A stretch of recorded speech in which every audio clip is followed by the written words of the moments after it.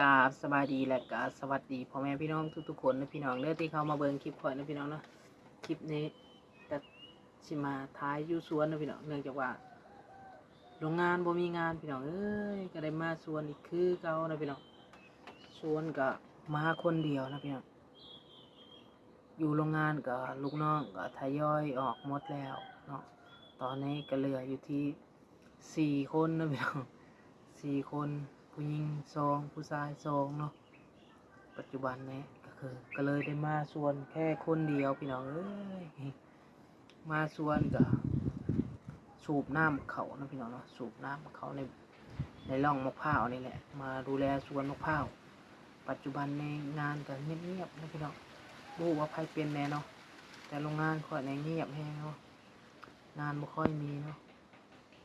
ก็ชิมีอยู่งานกำลังสิเข้าแต่ว่ายังบ่เข้าเนาะต้องรออีก2-3 มื้อและช่วงนี้ก็เลยว่างพอดีเนาะ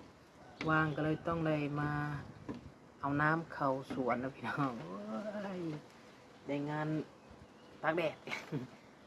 เริ่มดำแล้วพี่น้องครับเบิ่งนี่แข้งขาเริ่มดำแล้ว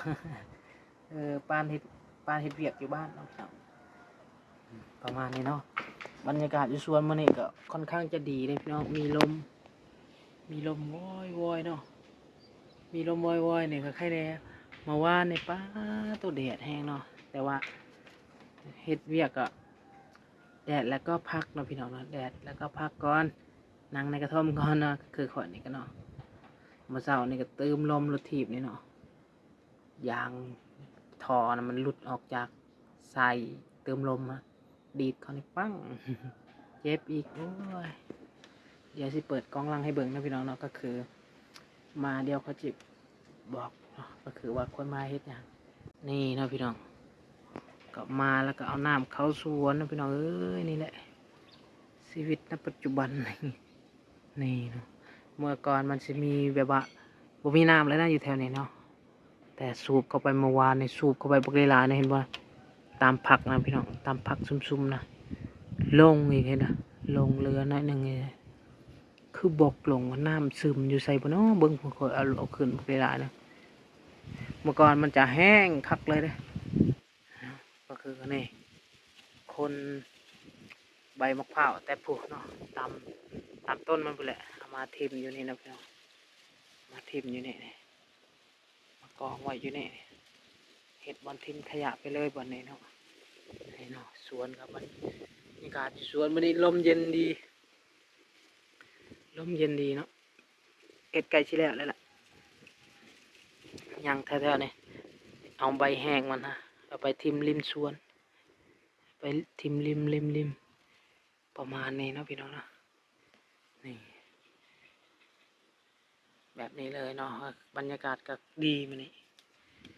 เย็นดีเดี๋ยวจะพายางเลาะสวนก่อนนะพี่น้องนะ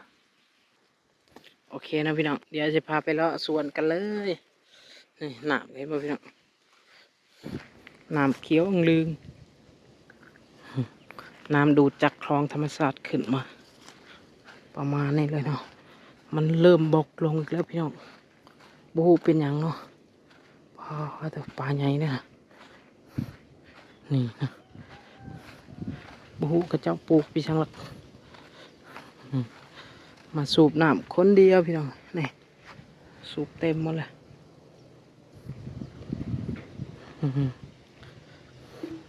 บรรยากาศสวนประมาณนี้เลยพี่น้องเอ้ยนี่น้ำก็เต็มปลาก็คือสิดีใจฮะเมื่อก่อนในน้ำเรือจะอยู่นั่นแถวนี้แทบบ่มีน้ำเลยแถวนี้นะแต่ปัจจุบันนี้มีแล้วโอ้โหสุดไปเลยปลาดีใจแห้งหากินสะดวกสบายนี่พี่น้องมะพร้าวกะทิ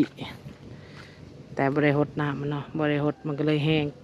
ฝนตกใส่นี่ป้าตัวน่าจะงามน่าจะขึ้นชัดแจ๋วเลย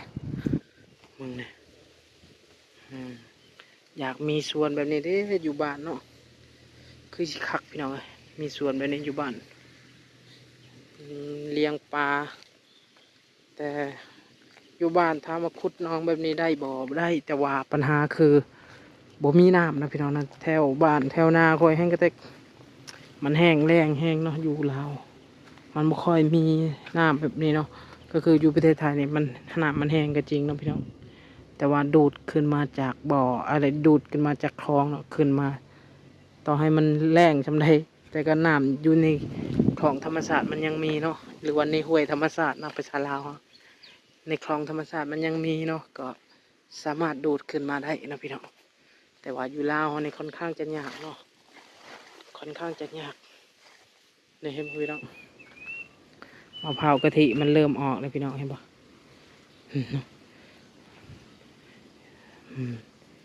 สามารถเอาไปปลูกได้เลยมั้งแบบนี้เนาะ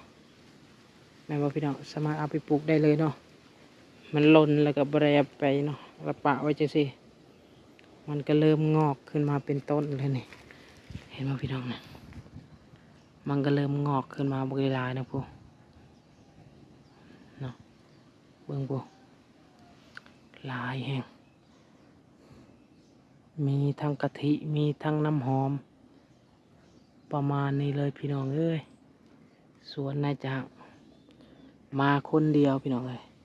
หมูคูก็เริ่มทยอยออกหมดแล้วมาคนเดียวก็สิเมื่อยๆเนี่ยแต่ก็บ่เป็นหยังเนาะเมื่อยกับพัก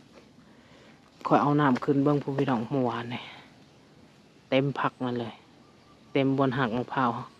แต่ว่าน้ำมันซึมลงโอ้ซึมไปทางไหนซึมลงห้วยคือเก่าปะเนาะหรือว่าซึมลงคลองคือเก่าก็ปิดดีอยู่นะมันคือยังซึมลงวะ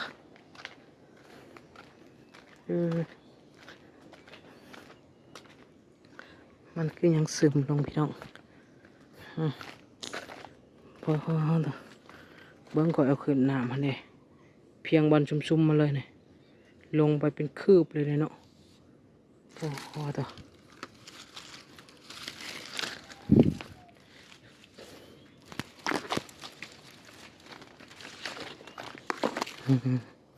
ไม่ได้อึดนะพี่น้องเนาะโอ้หมด600 บาทเนาะน้ำมันเติมโอ้ยลมพัดเลยปกหน่อยกันปกไปกับพี่น้องเลยลมพัดเลยปิวโบมีหมูเนาะต้องมีหมู2 คนจะได้ห้ามไปเก็บอยู่เพื่ออยู่กระท่อมบนประมาณนี้พี่น้องเลยเห็นบอลลมมือนี้คะแนนมีลมเย็นสบายลมเย็นสบายโอ้ยเย็นคักแต่พี่น้องเลยคนเอาขึ้นโครนก็ออกไปแล้วพี่น้องเอ้ยอยู่3-4 คนก็เงียบอยู่3-4 คนเงียบแต่กับบุเป็นอย่างเดี๋ยวเพิ่นก็น่าจะหามาใหม่นี่ประมาณนี้เลยโอเคนะพี่น้องหมักม่วงหมักเมียงก็ยังมีประมาณนี้เลยวันยังอันนี้ก็จะเป็นผักเนาะปลูกแม่นว่าผักยังนี่นะอันนี้ต้นนี้ยังนี่นะหดน้ำมาเสาร์นี่โอ้คนได้หดน้ำบ่อยๆก็ขึ้นไว้อยู่บ่ได้หดน้ำเนาะงานช่วงว่างก็มาบ่ว่างแล้วก็บ่ได้มาประมาณนี้เลยประมาณนี้เลยพี่น้องนี่กระท่อมนี่อยู่ในกระท่อมเลยโอ้ยนอนก็รับด้วยพี่น้อง นอนก็รับสบายเลยอันนี้เพาะมะพร้าวเนาะหรือว่าเพาะให้มันออกเนาะแต่ก็ยังบออกโดนเขาตัวก็บ่จักเขาบอกว่าตอนมันเอาลูกแก่แต่ก็แก่เติบแล้วตอนนำมาเพาะแต่มันยังบอเปลือกมันยังบอเป็นสีน้ำตาลนะนี่ถ้าเอาเป็นเปลือกเป็นสีน้ำตาลแล้วน่าจะออกคันแบบนั้นนะแต่พวกอันนี้ยังบอกหรือว่ายังบ่ทันออกบ่เนาะน่าจะยังบ่ทันออกเนาะมันต้องออกแน่นอนประมาณนี้เดี๋ยวก็สิเก็บพูดแหละเห็นว่ามันหล่นนะมันหล่นแล้วเก็บนับจากต้นนั้น ไปนั่นอันนี้นกพี่น้องเห็นนกปะอันนี้นกยางไว้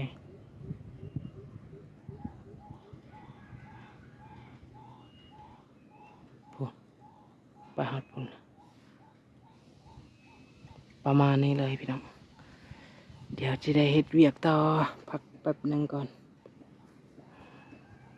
จะเฮ็ดเวียกต่อเลยเฮ็ดเวียกต่อก็ยังสิได้ตัดหญ้าอีกพี่น้องเอ้ยนี่ได้ตัดหญ้าอีกแล้วนี่